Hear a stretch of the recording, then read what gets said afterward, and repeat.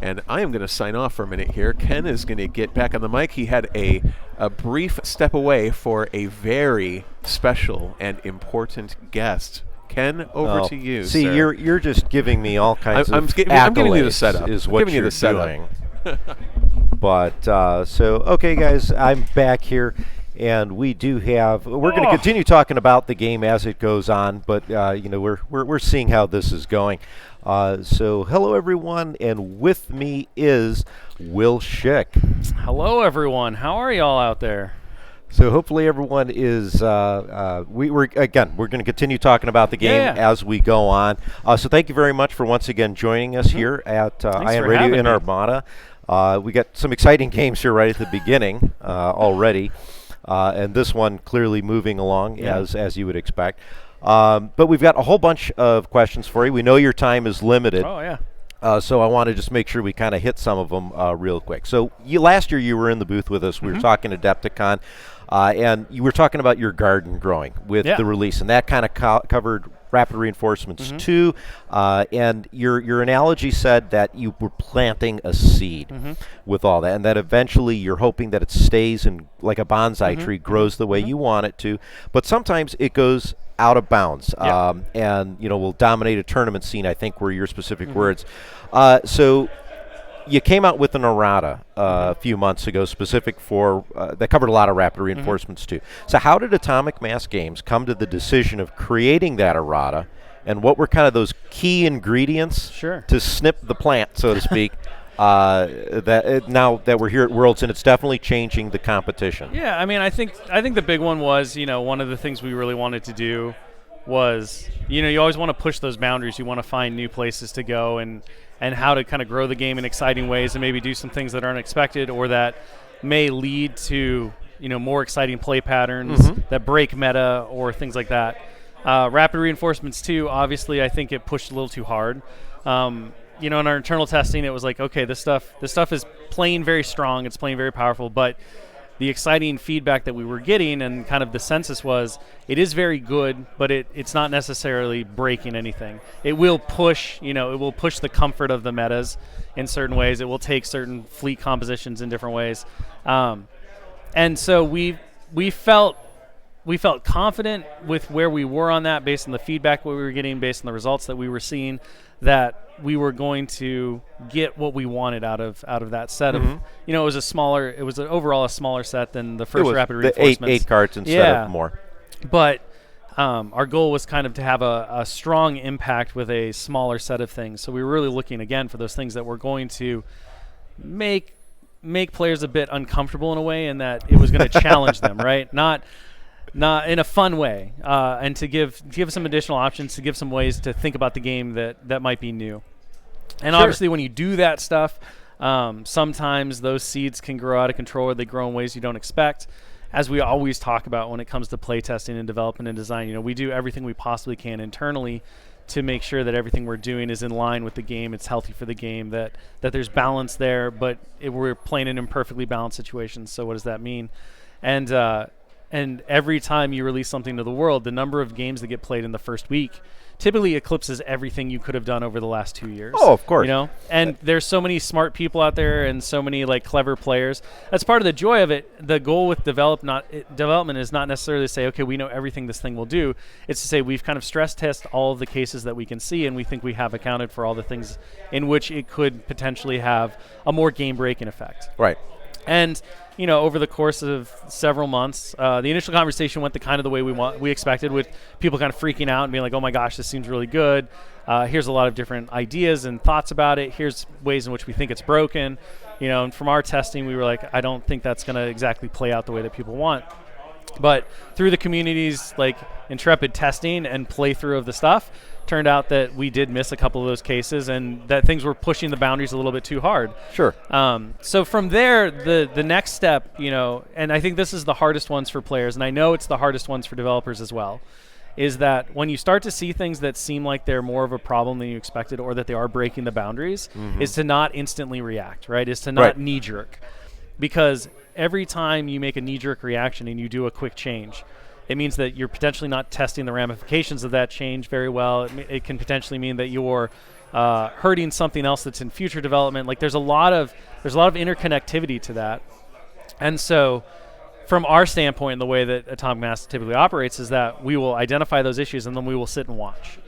And that can lead to, things spiraling a bit and becoming more negative as people realize, okay, this is the way to play.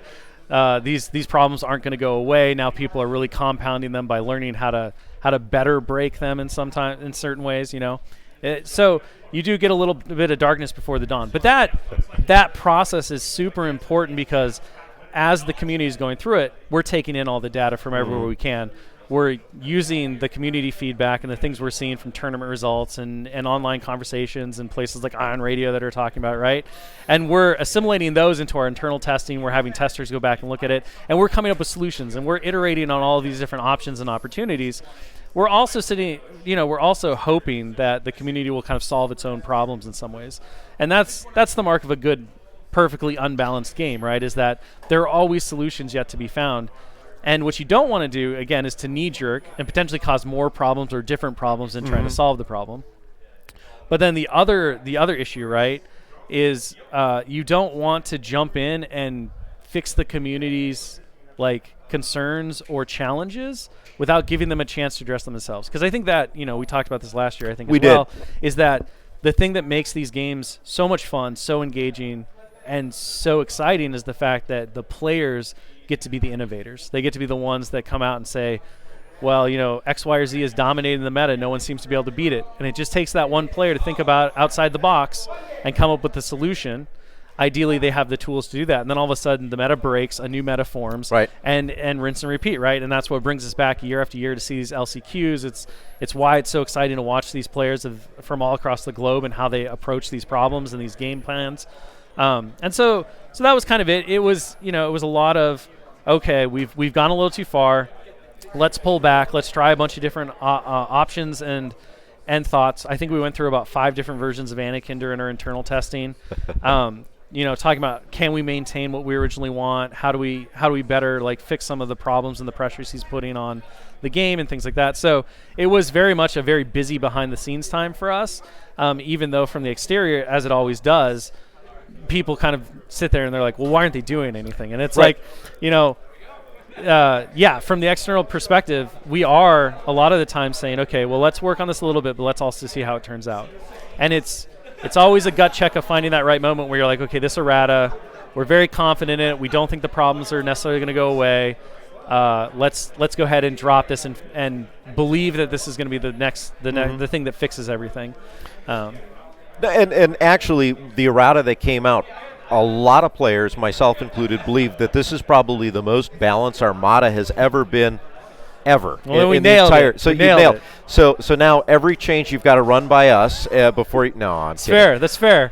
We did have a handshake on the table. It looks like they're done, but we kind of already knew that was going to happen. We will update you guys with that as we get to them. But we've got more questions for Will. He's going to stay with us for just a little bit. So, again, like I said, Armada right now is in a really good balanced state. And going along with everything you said, there's a lot of areas in the game for exploration, whether that's characters, ships, concepts, etc. But one area that I think there's area to move, and a lot of players have expressed interest in, are keywords and officers that are kind of set for future expansions. So what kind of ideas and creative directions do you guys want to take to move that next level of incremental improvements to Star Wars Armada? As an example, maybe you mentioned this last time, alternative game modes. We've seen stuff in X-Wing with some of the new scenario packs.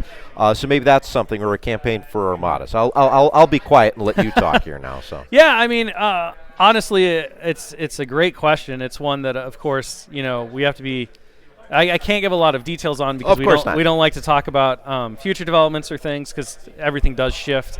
But I think overall, right, like our goal with all of the games, Armada included, is to create the best Star Wars version of the game that we're making, whether that's large-scale fleet engagements with Armada, whether it's squadron-based starship battles with X-Wing.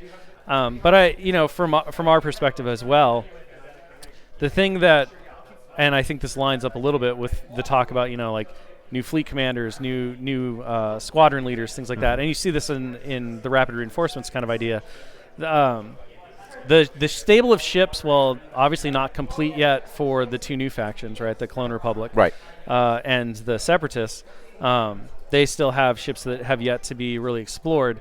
But the place I think where that's really interesting, and as seen in the development of X-Wing as well, is you can take the same chassis, but if you apply a different pilot or a different commander or admiral to it, all of a sudden the abilities and the synergies and the combos that you can create really radically differentiate. So there's a lot of exciting potential there that from a manufacturing and production development can be done relatively quickly, or done through print and play, or done through other things. So I think that is definitely one where we're always looking at, okay, how can we have the greatest impact and attribute the most value to the game, both for the players and for the play environment, in ways that make the best sense for all involved, right? There's always factors in everything that we're looking at in terms of just we are beholden to Asmodee, and as a studio, our publisher expects us to be making things that are going to be very exciting in the community. They're going to do well on store shelves and all that stuff. So you play a bit of that as well, and you look. And again, this goes back to the conversation we had last year, which was about value. Right. And you can just make a lot of new things. It's very easy to just say, okay, well, let's just make all of these new things. The problem is that if only one or two of those things actually add significant value to the game, if only one of two of those things are like good, or they shape the meta in different ways, or they add something that players actually want or want to use to explore, then the rest of that stuff is kind of just noise. And if you put too much noise out there, it does kind of start to dampen down and hurt the game. Not just from there's too many options, but only some of them are good perspective. So why am I, as a player, incentivized to go get these things? But also from a development standpoint, you say, okay, well, our goal is not to have things that aren't good, right? Varying levels of good, right? Perfectly in balance. But the more noise you have, the harder, of course, it becomes to make sure that all of those things are really humming along, right? Right. And so when you get to that point where the community's feeling really good after the last errata, the game feels like it's in the best state it's ever been, you then have to take a step back and say, okay, now we're in a place where we have to be very careful because we don't want to disrupt that too much. We do want to push the bounds. Oh, of course. But you also say, okay, well, it's looking very, very good. So now we have to be extra. It's a lot easier to go into chaos and be like, well, let's try some things. Let's slap some paint here. But once you're getting close to that perfect composition, you go, okay, should we add the tree there, or should we add a bush here, or maybe we put and so I think that's that really what comes down to it. I think more game modes for me. From my standpoint as a player, I love it when I have lots of ways to play with my stuff, right? When I have cool multiplayer scenarios, when I have things like the Summa All Things, right? I was going to bring that one up. One of my favorite things that Michael Plummer worked on overall, because I think it's such an interesting, here's a big monster and it's coming out and it's ruining everybody's day. I want to play as the big monster next, right? So those kinds of iterations and the ways to bring people to the table in different ways, especially when you have a game environment that, where kind of Armada is at, where people are very happy with it. It seems like the meta is very healthy. People are finding those counters and those removes. Now that onagers have kind of been pulled back in line, which was definitely one of the things, we talk about data points a lot. And a lot of that errata, especially around those ships, really came out of the data we got from last year's AdeptiCon and seeing what the list compositions were like, having also looked at the community chatter and the online stuff. So, what will we see from this year? There's always going to be tweaks, oh, of course, to make. But I personally would love to see more play experiences. Those are the things that really excite me. I know there's ships that are out there that still call people's names and they'd love to see. There's a potential, there's always a hope that we get to make more cool miniatures. Of course. Studio loves that. Yes. So I think overall, like there's a lot of potential. A lot of it has to be balanced against, what brings value across the board to everyone, and then of course, how everything works within the ecosystem of Asmodee as a distributor and publisher and everything else. So yeah, I don't have any like exact specifics, but I think there's no end of opportunities and ideas that we have playing around internally that we'd love to get to at some point. Well, that's great news to hear. Now, we've been talking a lot about what we've been changing due to AdeptiCon's information. Like today, we've got 40 players here, last chance. And tomorrow, if the numbers are correct, we're going to get very close to 120 Armada players, which if I'm right, and chat will probably tell me, and if they don't, someone on the internet will. But that, I think, is the largest Armada tournament ever. So, I mean, 120 players is huge. Even if we had like 116, that's big. But that's only a fraction of the play base for Star Wars Armada. And I know that I've got a lot of folks that watch us here on Iron Radio where they're kitchen table players. And the OP kits that were released last year brought a lot of those people out to the stores, and some of them are here today for Last Chance. Some of them are going to be here tomorrow for Worlds. So, when you look at this array of kitchen table players, and, if you look at Armada as a whole, take Shatterpoint as an example. There's a whole hobby aspect of painting up your miniatures. We talked about that last time. When you blow it up, it doesn't look great and everything else. You get the pre-painted ships, and the bulk of the player experience is not the hobby aspect. It's the playing of the game. So with the kitchen table players in mind, how do you cater to that group and then kind of keep them involved in the active communities? I mean, I think the big thing, right, is obviously, we look to things like the in-store tournaments. We look to things like organized play kits to draw interest from those kitchen table players. That can be really important. Active communities in general in areas obviously draw people in, right? Like as folks are looking for things, if they see there's a regular game night. And we're working on a lot of different ways to try to provide support across the board for Atomic Mass Games, working very closely with Asmodee and their distribution units.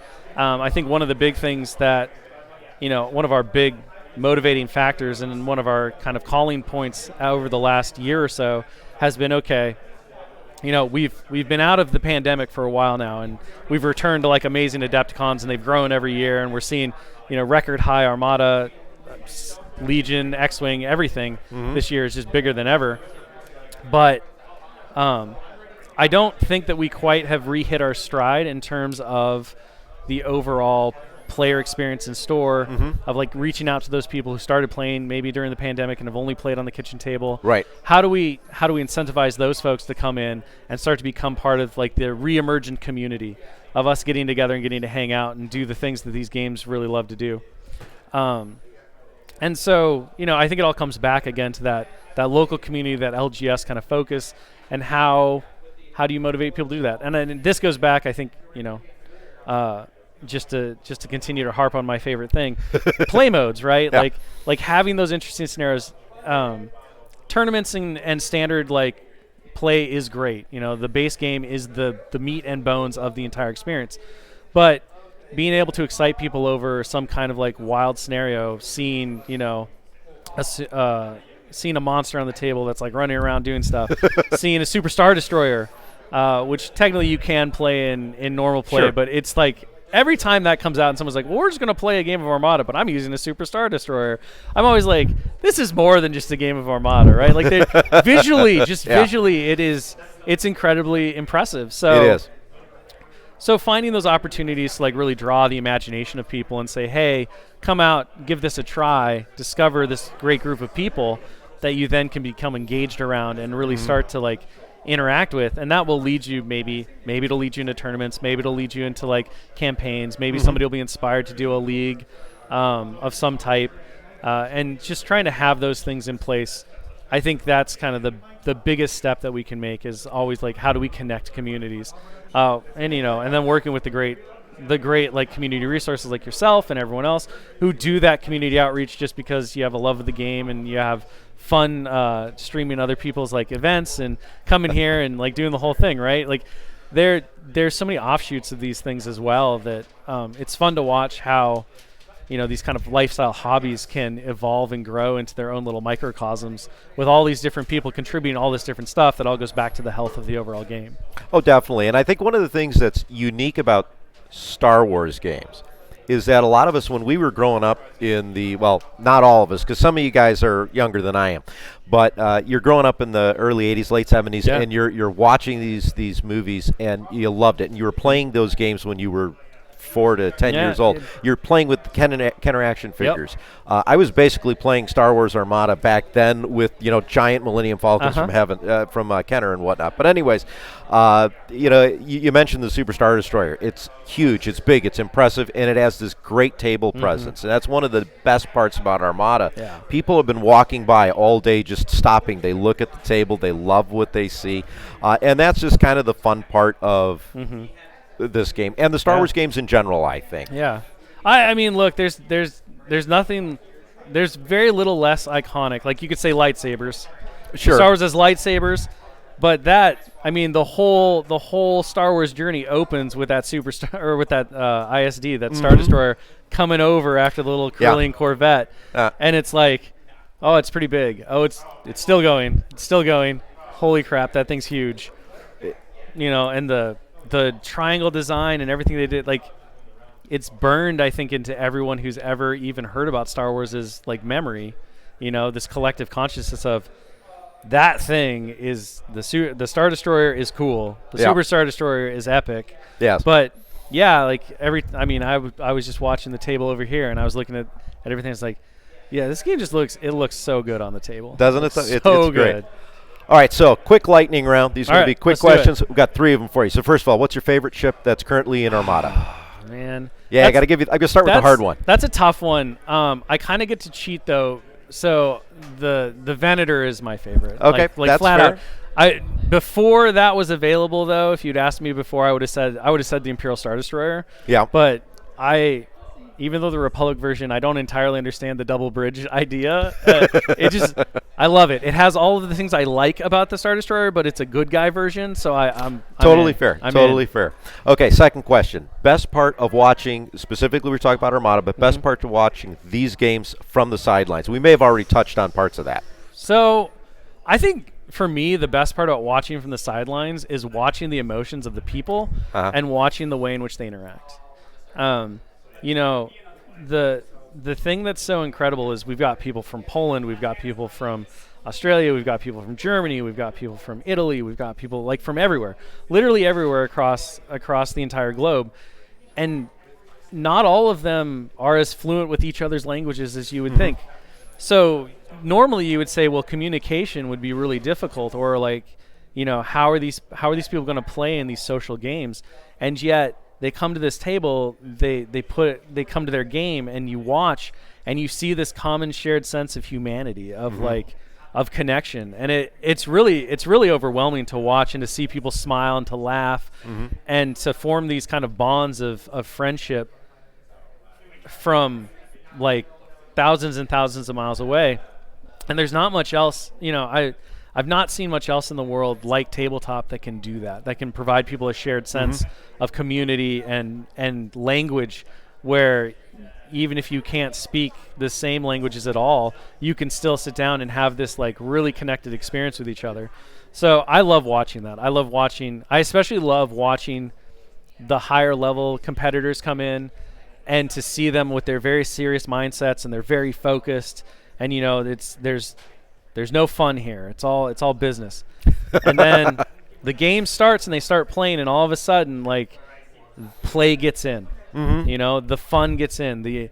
Like you're talking about, that feeling of like I'm playing with my old Kenner action figures starts to creep in. Yeah. And then all of a sudden, that stone-faced facade breaks a little bit, and something crazy happens. Somebody rolls an insane success or an insane failure, and there's a laugh. There's hands.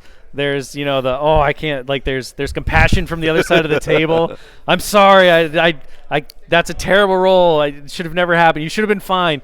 And all of a sudden, instead of being competitors, they are now comrades. Yeah. And that, man, there's very little to really like look at and say that's the best of humanity, right? You know, and you see a lot of it, especially like you said, at these top-level competitive areas. You almost expect it to be very cutthroat, and to an extent, it can be. But the niceties that go with being cutthroat during the game, I think, are probably kind of the fun part here. I think, you know, the thing that I always love is that 99% of the time, no matter how much is on the line at these events, people always remember that the goal of the game is to win, but the point of the game, the reason we're here is to have fun. Yeah, and we tout that a lot here as well, because that's really why we're here. It's like playing with your action figures back in the 80s. So now, I did see you walk around through some of the Armada Hall, and I'm not necessarily, this question's kind of a trick question, but not really. So the question is, what is the favorite fleet you've seen on the table? And I'm going to leave this open, though, because it could just be maybe someone's got a unique paint job, maybe someone's done something to it, or it just, this looks cool. Do you have a favorite that's out here, or one that stands out in your mind? I don't think that I've had enough time yet to really absorb it all. I got in and started wandering around the hall like right as the rounds were all ending, so people were like putting away their stuff and everything. I saw a really gorgeous looking Separatist fleet in there that had some custom paint on it that I need to go back and look at and see exactly what was done. But that was really nice. And then I think there was a custom Imperial fleet in there that looked pretty good, but I only saw a brief glimpse of it. But it looked like they had done up kind of a Sith color scheme in there. So I'm a sucker for bright reds. Like they're very eye-catching. But yeah, I can't wait to go in and really take a look and have a moment to kind of see everything on the table. I love it when people customize their stuff. Obviously, that's the hobbyist in me. But even some of the fleet construction and compositions, things that like really evoke kind of the narrative and the theme of what they're about, I also find very fun. So it doesn't just take a cool paint job. Sometimes it's just like a really cool thematic like army build or fleet build that can really make me go, I like that. I like that a lot.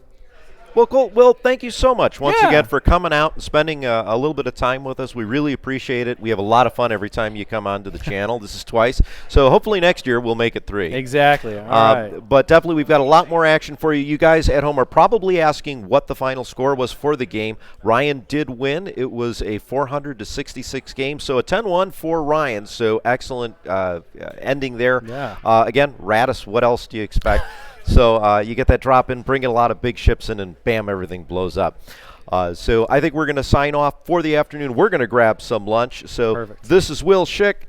I'm Ken, and stay tuned for more action here on Ion Radio for the 2024 Star Wars Armada World Championship here at AdeptiCon.